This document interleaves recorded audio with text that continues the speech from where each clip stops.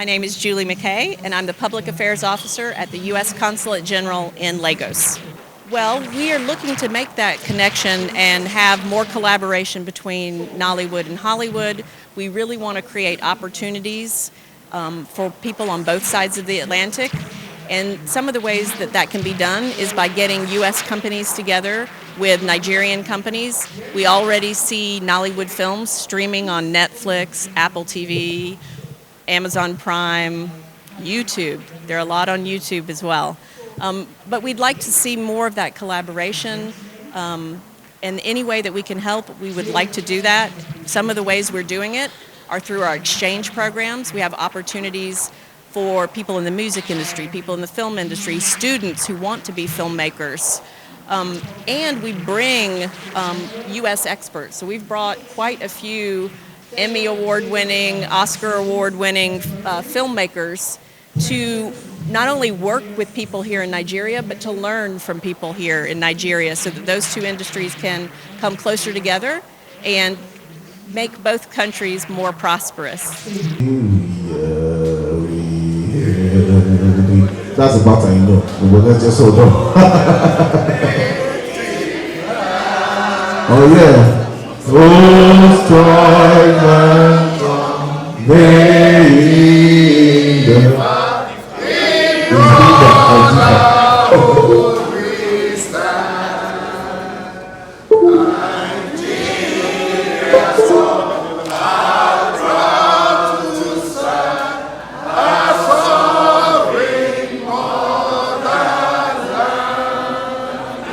yeah, let's not try the second one, that's fine now. Please don't put ourselves. Nollywood has come to stay. We've been here and we've built this industry with our sweat and blood. And I think that the producers are underappreciated, which is why the Association of Movie Producers decided that we must start a producers summit that brings all of us together at least once a year. You know, in the mix we would have government representatives from other countries as well, and also people from the private sector and the banks. At least when they get to know us, they will then know how to tailor financing, you know, that works for us. I think that the government needs to begin to look at bilateral agreements. I mean, we need to make filmmakers from other countries, give them a soft landing when they come here to make movies by way of giving them either tax cuts and all of those kinds of things. That's what's happened in other countries. For instance, South Africa, if you spend a specific amount of money, after the movie is done, you have receipts to show for those monies you spent. They give you back quite a good amounts back. So I think that if that is done here, people would also want to come here to do movies. It's important that we begin to attract foreign currency into the country as well, not as against us taking our own money, turning it into a foreign currency when we travel. Nigeria has a lot of potential. We have a lot of locations and what have you, not just raw talents, even locations. So I think that this place can be a hub where filmmakers come from every part of the world to film. That is if the Nigerian government make our policies friendly enough. So it's always a great joy to be in the company of producers, the dream makers of Nollywood. Producers are those that take our stories from imagination to reality, and in doing so, you project Nigeria to the world. So I commend the Association of Movie Producers for this summit and for choosing a theme that is both urgent and visionary. This theme is not just a topic, but is something that will provide what I call the survival guide for an industry that is both celebrated and challenged in equal measure. We're in an age where the world has become a giant cinema hall. A film can be watched in Lagos at dawn, streamed in Los Angeles by noon, and unfortunately, and I say this unfortunately, pirated somewhere else by nightfall. This reality makes authenticity our strongest currency. Audiences can detect imitation. but the bulk of them will embrace originality. If we want global success, therefore, we must tell our stories in our voices. As I often say, imitation may travel fast, but originality endures. Said, my name is Julie McKay. I'm the Public Affairs Officer at the U.S. Consulate here in Lagos. Please permit me to stand on existing protocol. I have to say I'm not a movie producer. I'm not an actor. I'm a movie lover. I'm a movie lover. So thank you for inviting me to speak. It really is an honor to join you here today and to discuss the incredible potential of Nollywood to create economic opportunities on both sides of the Atlantic, right? From Hollywood to Nollywood. We're trying to make those connections. And the critical role that international collaboration and partnership in positioning Nigeria's creative industry for long-term sustainable success. For over 80 years, the United States has shared our culture, told our stories of struggle, innovation, and triumph through our films and music. Through that time, Hollywood has remained a global symbol of storytelling. And today, we are witnessing a similar thing happening in Nollywood right here. And it's also happening, also with Afrobeats as well. Americans are watching Nollywood films, they're streaming them, they're listening to Afrobeats. Americans are really paying attention, as are people all over the world. The tremendous, tremendous growth of Nollywood is undeniable. Nollywood is not just a film industry, it's a global phenomenon that has captured the hearts of audiences well beyond Nigeria's borders. During my nearly 3 years in Nigeria, so I've been here 3 years and I'm staying 2 more years because I think it's an amazing place to be. And I've worked both in Abuja and in Lagos. I hear people complain, producers complain, Netflix is gone, Amazon is not there anymore, African Magic is not treating us well and all that. I just get tired when I hear comments like this.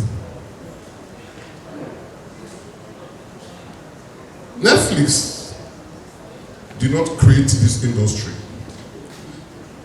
Amazon did not, African Magic did not. In fact, I was one of the people that, held that meeting where we agreed to start giving our movies to African Magic. I think Emeka Osai was there, Steve Stuka, and what do you call them? And yes, all my guys, Paul and Charles Novia, we all had that meeting in my office with Hamida Suleiman. Today, African Magic, they started with African Magic 1. They have 1, 2, 3, Igbo, Hausa, Kanuri, Isoko, what have you, they have all now. We built African Magic in Nigeria. We did. Netflix saw an industry and rushed to Nigeria. Netflix didn't give us money to build our industry. Same thing with Amazon. Same thing with all these online streaming channels. They didn't. We built Nollywood from nothing to something.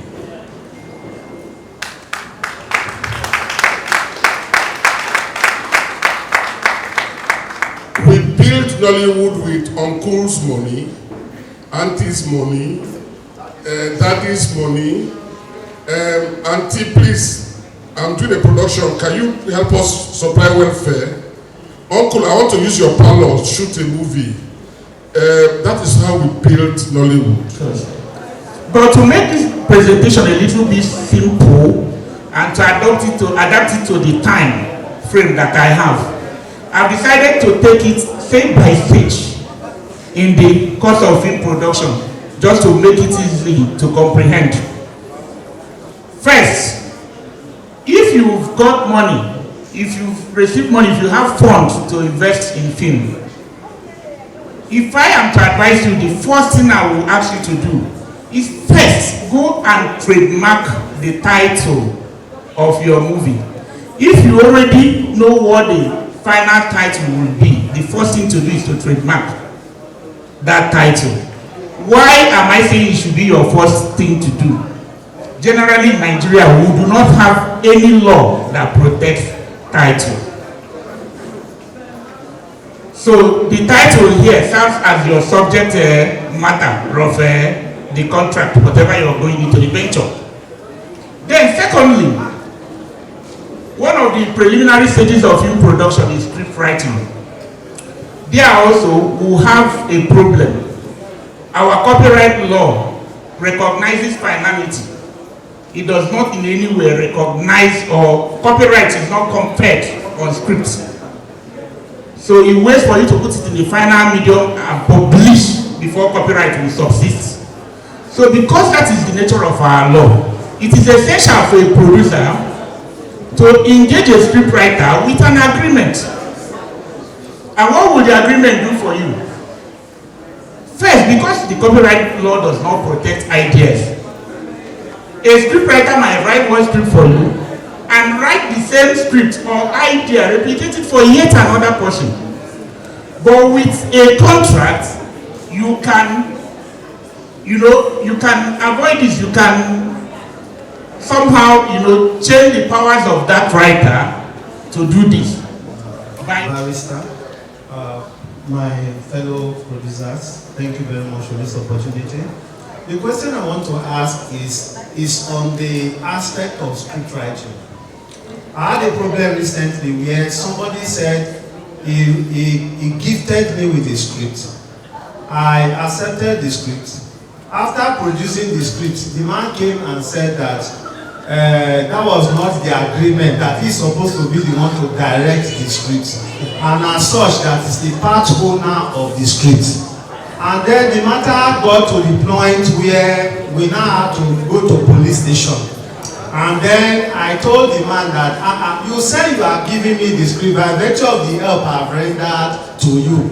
How come you are not coming and telling me that the script you gave to me all of a sudden is no longer given? You are now a part owner. And I want you to throw more light on that. Thank you very much. But before that, I need to introduce myself. My name is Oris G, and I'm a movie producer from Kuta. And then we went through it. So he now said that we needed to beef out the script. Then he now recommended the script writer. But from what you said now, I didn't have any agreement or what. So I want to know, will it affect me in case if I want to shoot tomorrow, or what do you think, or what will you advise that I do? The relevance of contracts there would have been if he had had a written contract with you, specifying that the condition of giving now this script to you is such that he will have to direct it. But like I said earlier, script is the only preliminary stage to production. There is no copyright on it. Sorry to say this, there had been a time the Copyright Commission had tried it to literally work. But quickly in the new act, the amended act, they amended it because they obviously know that it will fail in the course. There is a rule of publication. Even if you finish a movie now and you've not published it, there is no copyright on it. If you put it in your cupboard, you are just having nothing but a piece of object. Whoever takes that movie first to publish in Nigeria acquires the copyright on it. So that he gave you the script is immaterial. What is important is who at the end of the day would publish the movie, the work first in Nigeria. But let me just say it, I think the rationale of the law in not conferring copyright on scripts is because two different individuals can actually have the same idea. You might want to tell a story of a particular community, And I also may want to tell the story of that same community. You can see that the ideas will be similar because it is borrowed from a real life event. So what the law recognizes is who publishes it first. All right, thank you. So on the second question, in as much as I didn't grab, but I'm thinking the answer I gave once it has to do with script. beefing the script. Okay. That person now said that the script needs to be enhanced. Yes. So that script has been given to somebody else to enhance. If she now encounter any problem later as my ownership of the script, she has the original script, then somebody helped to enhance. Okay, what is important? Like I said, there is no copyright on script. I still maintain my position. Yeah. But what I beg you to do is it is not because the law protects you, because I've also experienced this as a lawyer, where someone, it's a popular case, I don't want to mention those involved, wrote a script, I think a script I gave to 4 popular producers, and they all produced the same script. She ran to me for protection. In as much as I know, I can cleverly hide under the law. But morality, law is not morality, they are two different things. Maybe because I am in this industry, I was able to take another route to make her get committed and then maybe atone for her sake. If you had collected money from someone from that script, maybe under contract, you might not be excused for collecting money from someone and you did not return that money and you gave the same script to another person. But if there is no such contract in existence, it is totally your work, your script. So go ahead and get it published. And I get the talent release, which is like the contract for my talent. And I sign it. And I give it to my talent, and my talent signs. And we have a witness, just a layman as a witness, and all that. We need to be tendered in court without any lawyer putting a seal on, designed by a lawyer and so on. It's just a layman question. Thank you so much. Will it be admissible in court as a legal agreement? Are not permitted by law, by the court, to depart from whatever they may have agreed to. Essential formality, what you are talking about now. Please go ahead. Please go ahead. What you are talking about now is just about essential formality.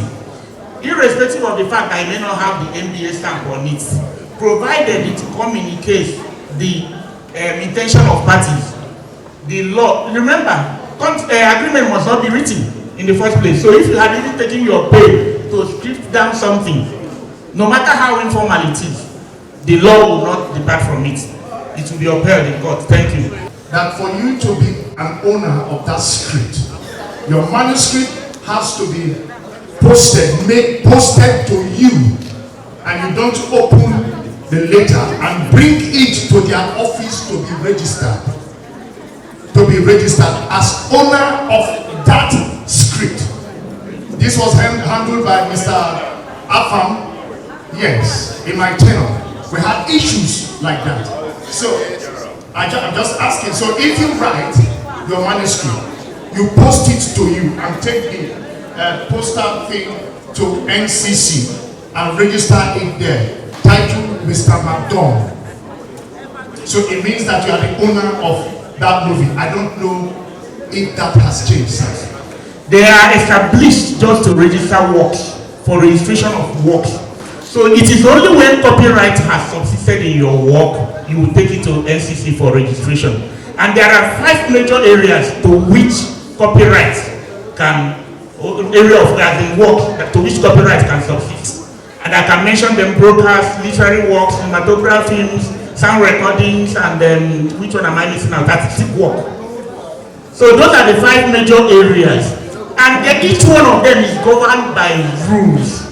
Film, for instance, like I've told you, every other thing you are putting into movie cannot have copyright. What will have copyright is the final work.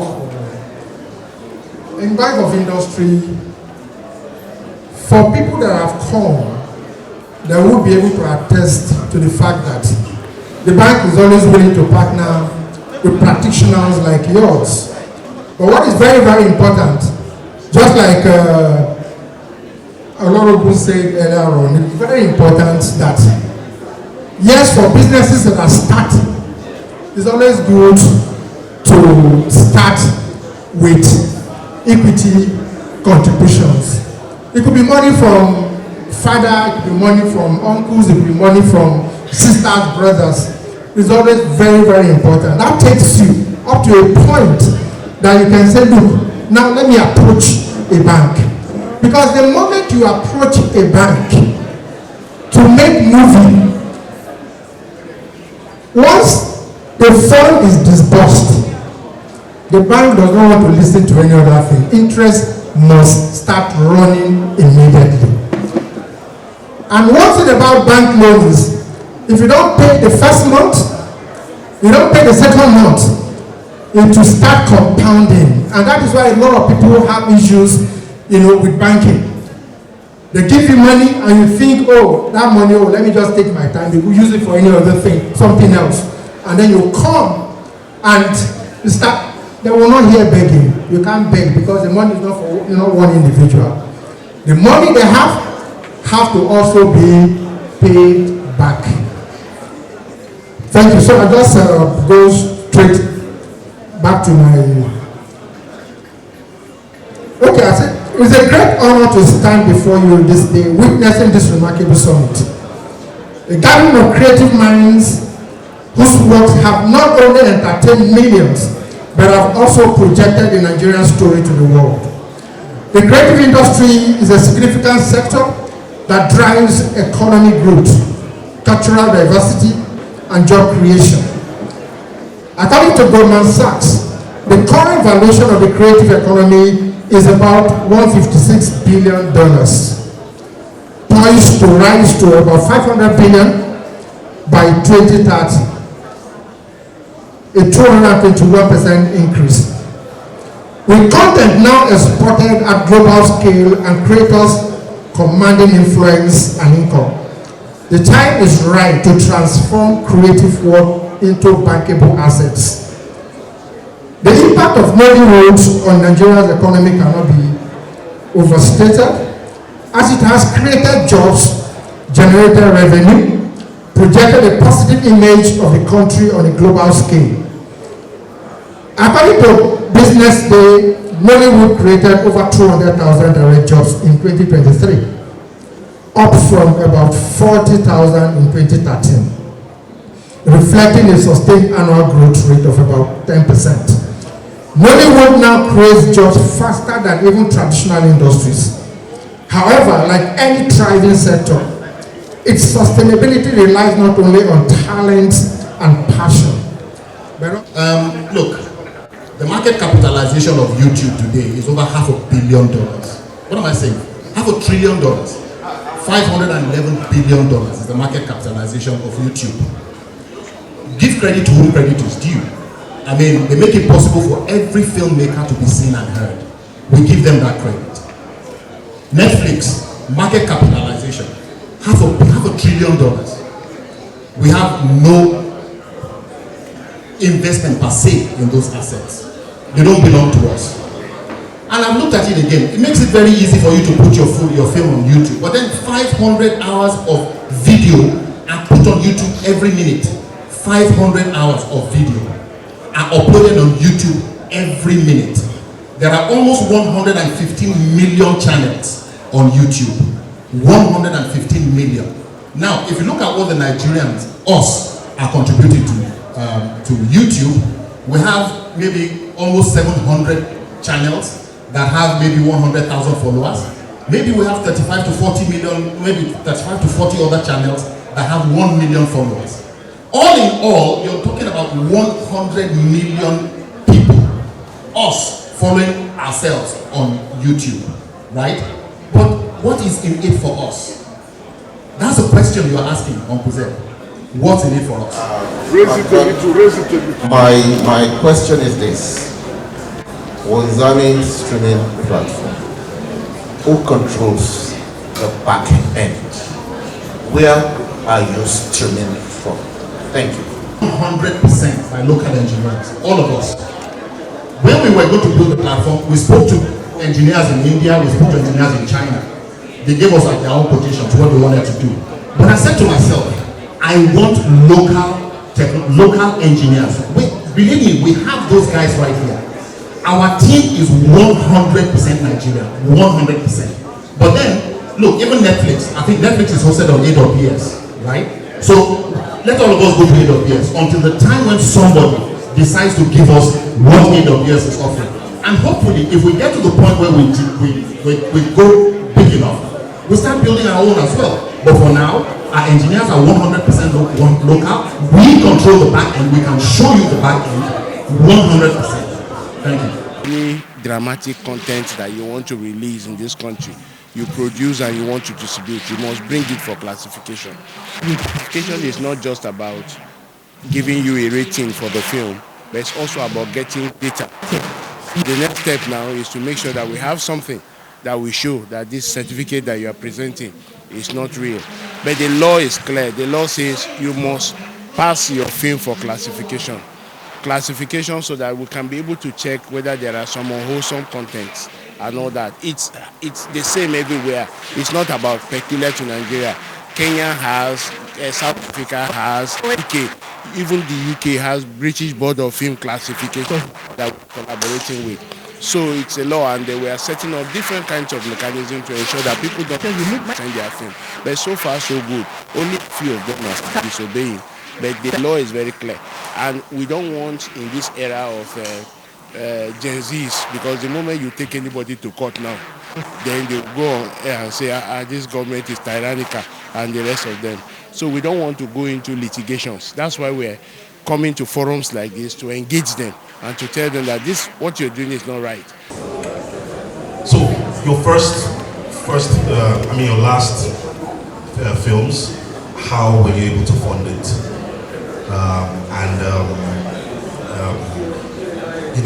What made you choose that model of funding your last 2 films?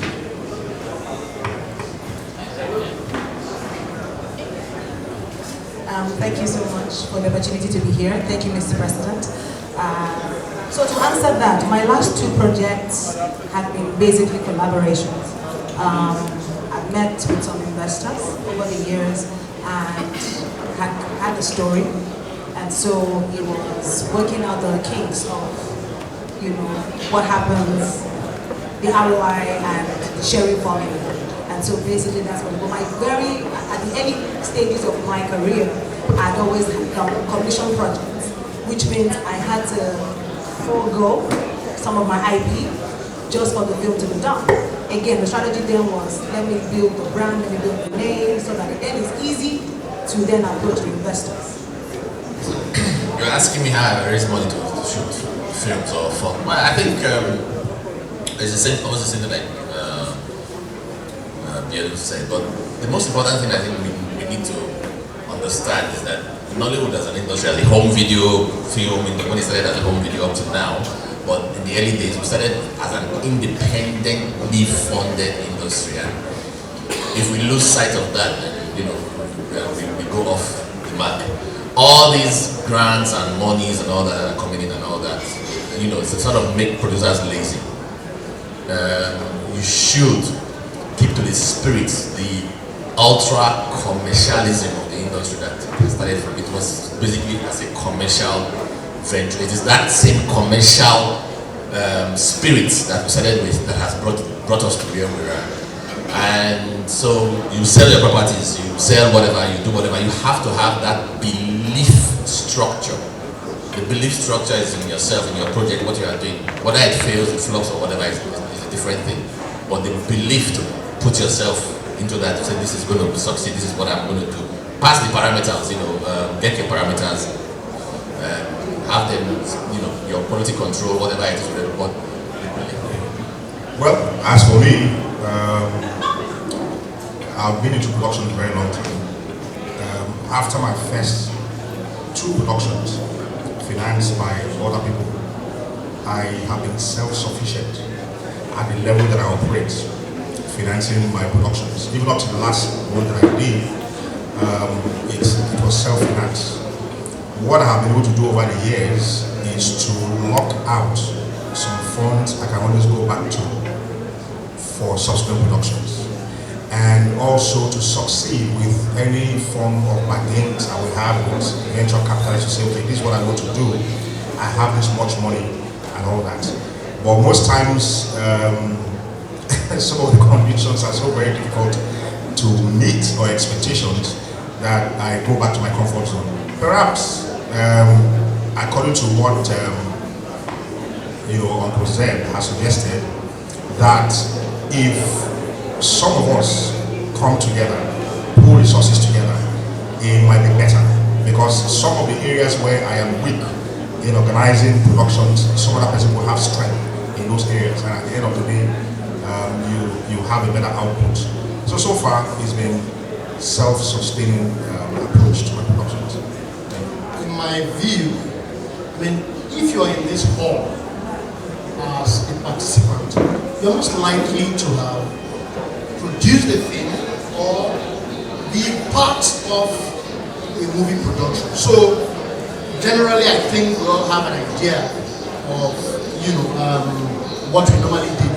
So in the growth, in the emergence and growth of Nollywood, there were traditional means how we raised money to make this film. So some of us would have been part of it. So let's extend it a little.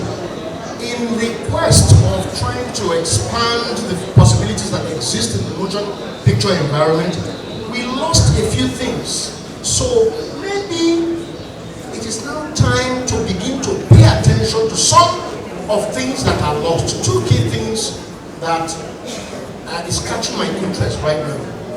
The attention we pay to our jobs is weak. You have to address those dynamic peculiarities if you're going to win in streaming. Streaming, for most of the players that have played in the world, have lost money. So if you are going to make the bet that will make money, you have to address the Nigerian challenge.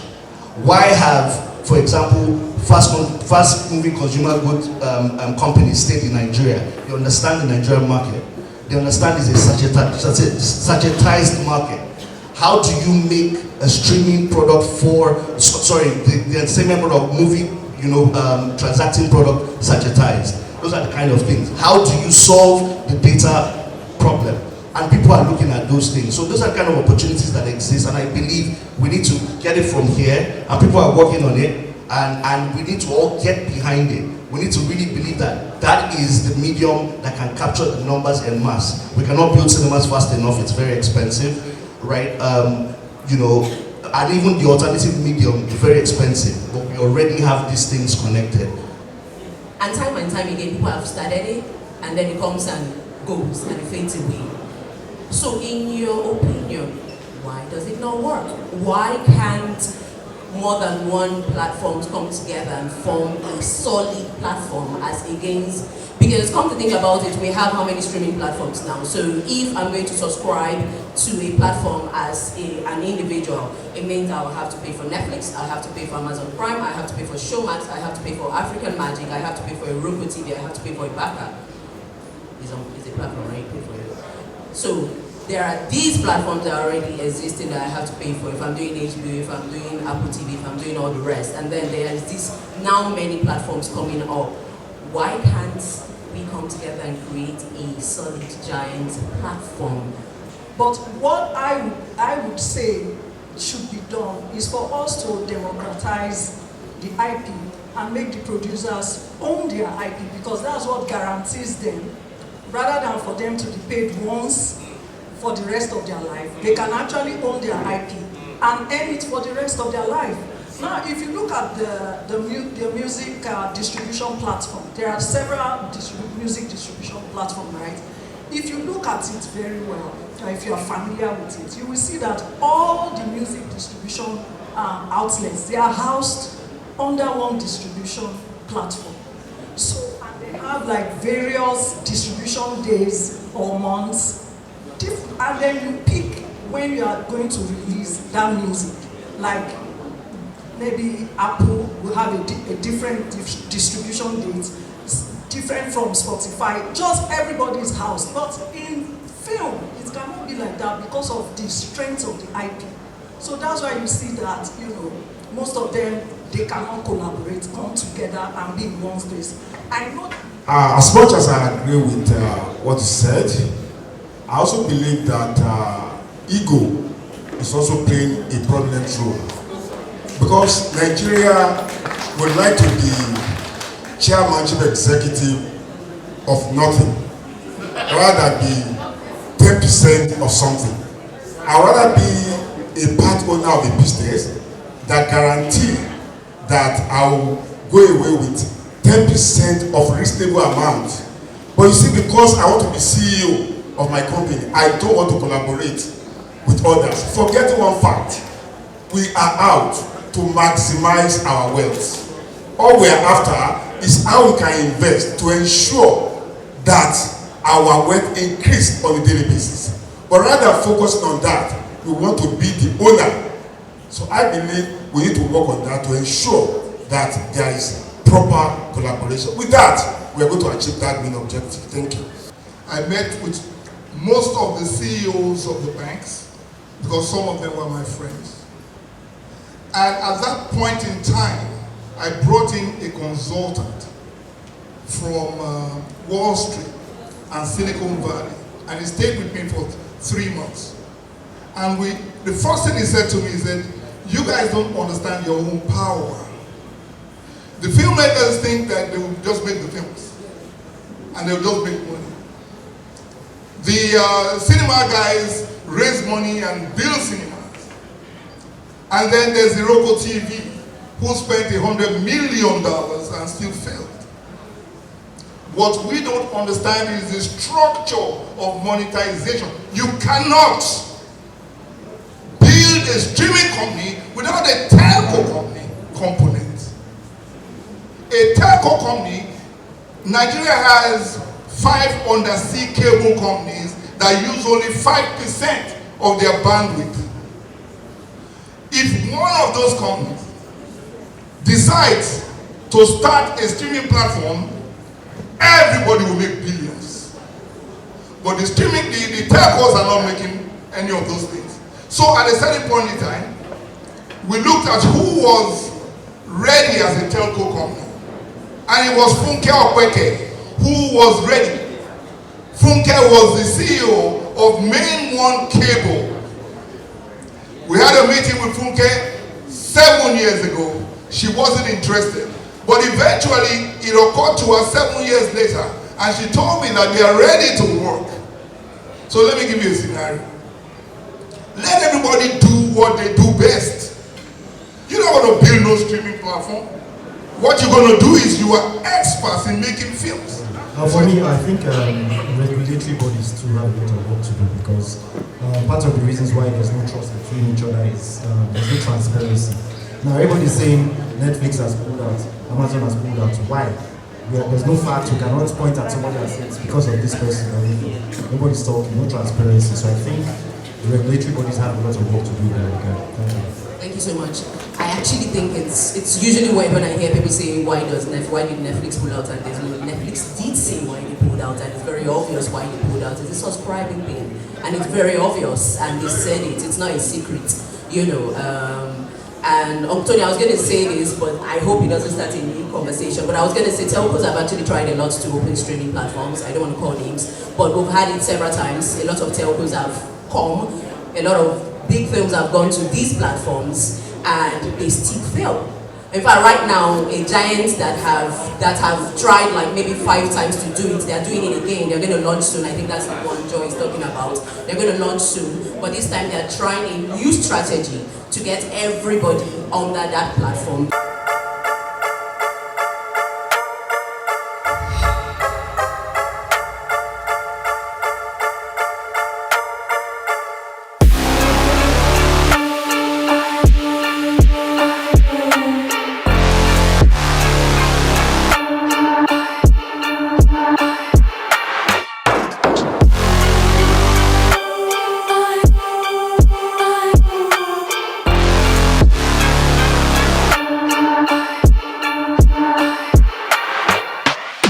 sure hope you enjoyed this video. For more entertaining video content such as behind the scenes of music videos and movies, music concerts, premieres, interviews, and exclusive gists, subscribe now to our YouTube channel Goldmynetv and be unleashed into a world of super excitement.